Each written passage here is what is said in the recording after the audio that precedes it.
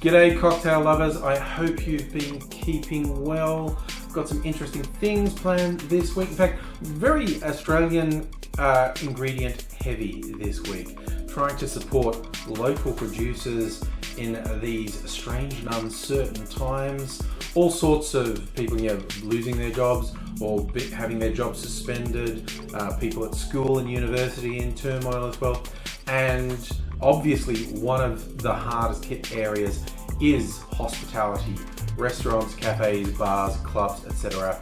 And so, opportunities to help someone out, let's do it. So I've been upping the amount of Australian ingredients for cocktails I buy, and I've made a bunch of videos that were all Australian centric, and then I found out that Tuesday was Whiskey Sour Day after I'd made 3 other videos. Well, Whiskey Sour is pretty much my favourite cocktail.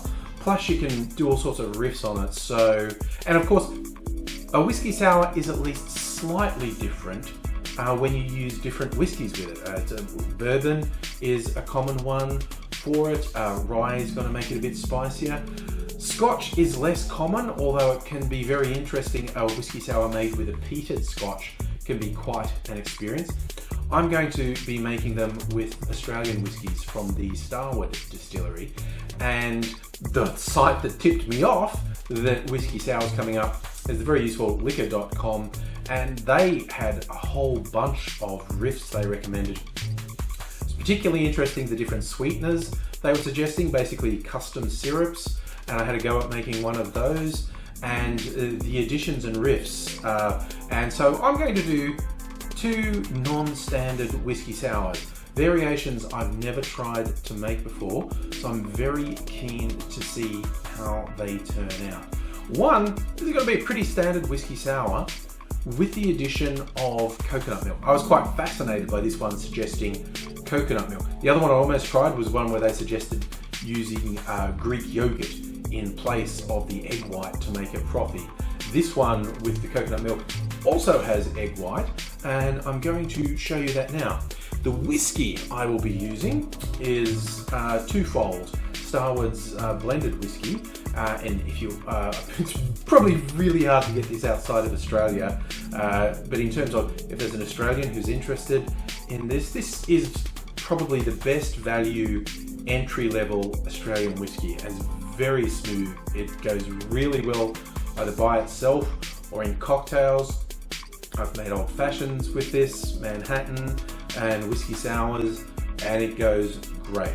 So for this whiskey sour, I'm going to start with 2 ounces of the Starwood twofold. You of course use your whiskey of choice. There are a lot of different views on how much lemon juice and how much sweetener you should put into your whiskey sour. Some people you should use the same amount. Others disagree. I'm going to use the same amount. I'm going to be using 1 ounce of lemon juice and 1 ounce of a sugar syrup that I've made, an oleosaccharum, which I've mentioned before. You make an oleosaccharum by peeling your citrus and putting it in a bowl, covering it with sugar. The sugar leaches the citrus oils out of the peel and absorbs them. You can accelerate this process by muddling the sugar into the citrus peel. You don't have to if you're willing to wait a day or so for the process. And then you add water. This one was made with lemon and lime and I think blood orange peel from memory. And so it's a sugar syrup that has a nice citrus zing to it. So I'm also adding 1 ounce of the sugar syrup. I'm also adding 1 egg white. Some people have an aversion to egg white. There's a product you can get called Wonder Foam that you just put a couple of drops in and it foams up. You can use aquafaba, which is the water you get out like of a can of chickpeas or butter beans. That has a stronger flavour that some people don't like.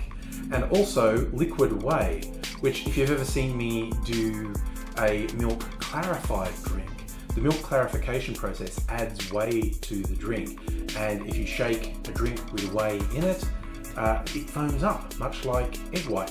But I'm going to add an egg white. I'll actually probably add this off camera to avoid any disasters of separating my egg white and yolk. Finally, the only really unusual element to this sour, I'm borrowing from a riff I saw called the Sunday morning sour, half an ounce of coconut milk. Never tried this, so I'm very keen to see what difference that makes. First up, going to do a dry shake, which is shaking without without ice. This is to get the egg white to foam up nicely. People say it's to emulsify the egg white. It means to make it foamy.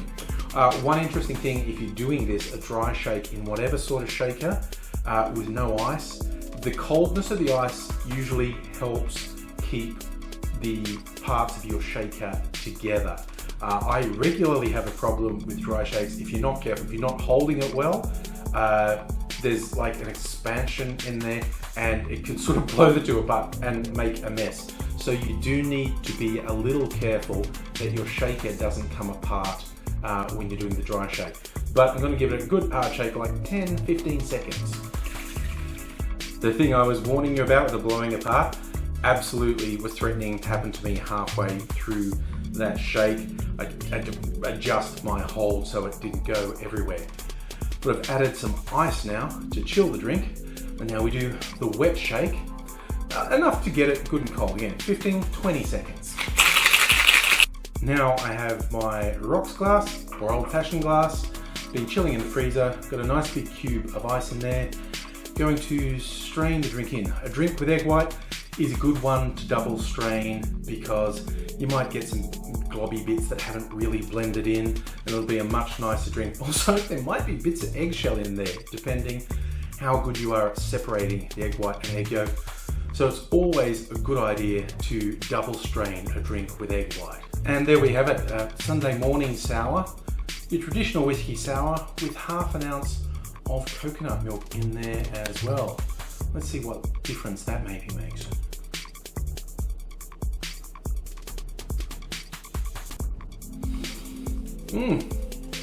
I'm a fan, I have to admit. As I said, whiskey sour is one of my all-time favourite cocktails. I really enjoy whiskey sour. There's a little bit of coconut flavour. It's not dominating.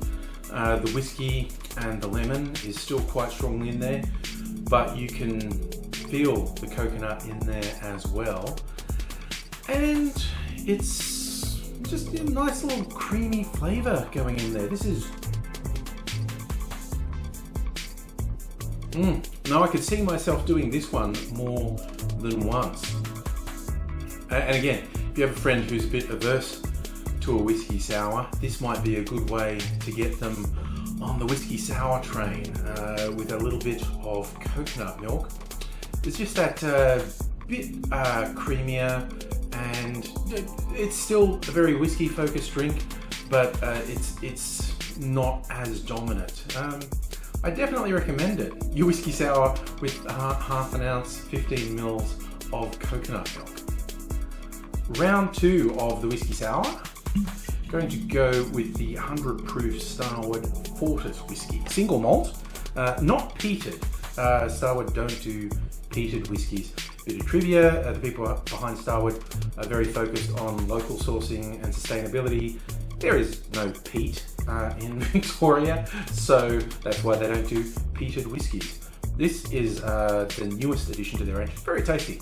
I often wonder if it sounds like these are sponsored. I wish makers were sponsoring me. No, I just like supporting them. So this one, I'm looking at the name of it again. Catherine Sound is the really weird name given to this riff, but this is quite a divergence from a standard whiskey sour. It's got quite a few additions, and I'll explain them. But I'm going to start with our standard part, 2 ounces of the Starward Fortis whiskey going in. The sweetener in this one is something new to me. In fact, this is a combination of the citrus and the sweetener. The site called this, they were calling it a milk washed citrus sour drink. What it basically is, it's starting with the oleosaccharin as a base, and then adding more fruit juices to it, and then going through a milk clarification process. The juices I added were some lemon, some grapefruit and some blood orange. And the very strong color of the blood orange has led to this really quite nice pink. It's like a sweet and sour mix, basically. It's a pretty sophisticated sweet and sour mix. And I did do a cheeky taste test of it, and it does taste quite nice. The recipe just calls for ½ an ounce of this going into the drink. The recipe also called for 1/4 ounce of a herbal liqueur and 1/4 ounce of a fruit liqueur. And I'm riffing a bit. I'm not using the ones suggested by the recipe. I'm using ones that I have and I like. And the herbal liqueur, still on the Australian front, this is Ochre Gold.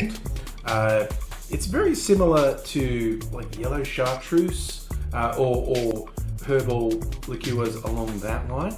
It's really good, and I'm just putting 1/4 ounce in. And for the fruit liqueur, I'm going with another local Marionette Meur, a blackberry liqueur. And it is a very dark blackberry liqueur. Again, 1/4 ounce of this going in. And once again, I'm going to add an egg white and double strain it into a chilled rocks glass. Once more, the dry shake with no ice. Don't let your shaker fly apart, be very careful. Add the ice, shake for another 15-20 seconds. You can see, because I used the rather dark blackberry liqueur, the deep purple, I'm not sure how well the colour's coming across. It's, well, unsurprisingly with the combination of the whiskey, it's a slightly browny purple colour. It is a very interesting berry looking concoction actually. Maybe I could have one of these work and convince people it's a fruit smoothie, because that's kind of what it looks like. But what does it taste like?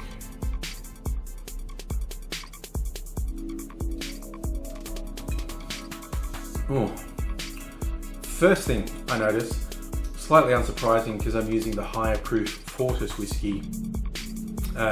This one is a lot more whiskey forward than the other one I made that A had a lower proof whiskey in it and B had the creamy coconut milk in it to soften it a bit. Kind of interested now in the idea of making the coconut milk one with the Fortis. I'll do that another time, maybe in my own time. But this one, even with the other liqueurs, because there's only a small amount of them in there, this one's much more whiskey focused. And also because I actually know the milk clarified sweet and sour mix I made is much less sweet than sugar syrup. And I didn't put any sugar syrup in. I relied on the sweet and sour mix and the liqueurs that had sweetness. So this is less sweet than a lot of whiskey sours are. And yeah, obviously for some people, that's going to be a recommendation. If you try and follow that recipe to make this one and you do prefer slightly sweeter drinks, I'd recommend just a really small amount, like maybe 10 mils, like less than ½ an ounce, less than 1/4 ounce of sugar syrup, like a bar spoon or two of sugar syrup. If you want it slightly sweeter, I really wouldn't go more than that because it has really quite nice character. Like I said, the recipe I saw recommended a strawberry liqueur, and I used a blackberry liqueur, and it recommended this Italian Amaro herbal liqueur, and I used Ochre Gold.